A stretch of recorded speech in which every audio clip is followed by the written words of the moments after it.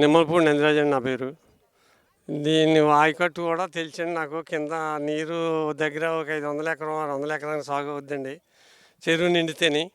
2 పక్కల దాల కూడా పెట్టుకుంటారండి. 2 ఆర్బీ కొత్తూరు, రాజగోపాలపట్నం కూడాను. 2 పక్కల పెట్టుకుంటారండి. పెట్టుకుని సాగు చేసుకుంటారండి. దీనివల్ల పని అవుతుందండి. ఈ ప్రభుత్వం వచ్చాక ఇంకా తవ్వుతున్నారండి చెరువు. తవ్వాక నీరు పడితే ఇంకా సుఖం అవుతుందండి మాకు. ఇంకా రైతులకి ఉపయోగపడుతుందండి. అలాగని చెప్పి చెరువు తవ్వించుకుంటున్నామండి. ఇంకా ఇంతకుముందు ఎవరో దీని గొడవకు రాలేదనుకోండి.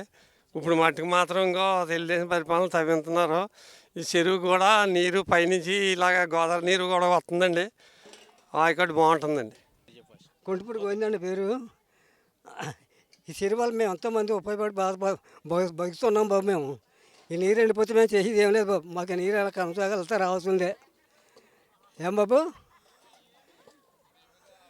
ఈ పని కూడా మేము చాలామంది బతుకుతున్నాం బాబు. 200 మంది సుమారు దీంట్లో బతుకుతున్నాం. ఆర్వి పట్టణం అండి మాది. యలమాటేశ్వరరావు నేను. ఈ చెరువు వల్ల 500-600 ఎకరం ఆయకట్టు పండుతుందండి. మేమంతా బాగా ఉన్నామండి. చెరువు తవ్వటం వల్ల నీరు ఉంటుందండి. మాకు అన్ని సౌకర్యాలు జరుగుతాయండి. ఇంచుమించు ఓ 2-3 నెలలు బట్టి చేస్తున్నారండి పని. బాగానే ఉందండి అన్నీ. మీరు రోజుకు 200 మంది చేత చేయించున్నారండి. చంద్రబాబు నాయుడు గారు వచ్చాక మాకు అన్ని సౌకర్యాలు బాగానే ఉన్నాయండి.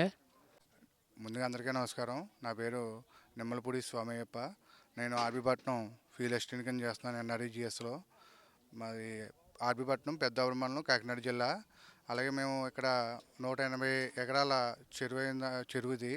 దీంట్లో మనం ఉపాధి హామీ పనికి సంబంధించి మనం జలధార, జలహారతి సంబంధించి మనం మట్టి పూడిక తీయట జరుగుతుంది. అలాగే ఈ చెరువు కింద 180 ఎకరాల ఆయకట్టు ఉంది కాబట్టి ఈ చెరువు కింద 500 ఎకరాలు ఏవో పంట కూడా పండడం జరుగుతుంది. అలాగే ఫిష్ కూడా దీంట్లో ఉంటుంది.